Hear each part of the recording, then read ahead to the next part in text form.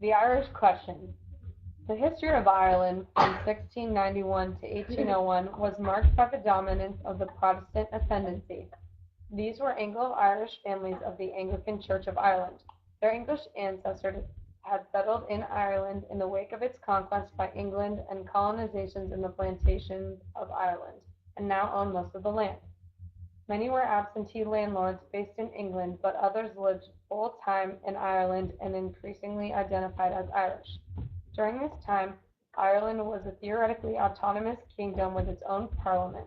In reality, it was a client state controlled by the King of Great Britain and supervised by his cabinet in London. The great majority of its population, Roman Catholics, were excluded from power and land ownership under the Penal Laws. The second largest group, the Presbyterians in Ulster, owned land and businesses but could not vote and had no political power. The Irish Question began in 1801 under the reign of Lord Salisbury. When the Act of the Union passed in 1801, this formally annexed Ireland in the United Kingdom and dissolved the Irish Parliament.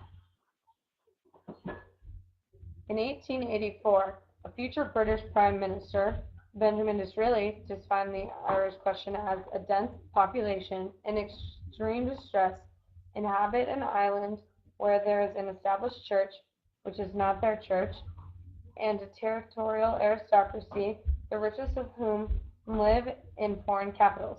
Thus you have a starving population, an absentee aristocracy, an alien church, and in addition, the weakest executive in the world. That is the Irish Question. According to Kagan, the Irish Question was a phrase used mainly by members of the British ruling classes from the early 19th century until the 1920s. It was used to describe Irish nationalism and the calls for Irish independence. Irish nationalists had sought to achieve home rule for Ireland, by which they meant Irish control over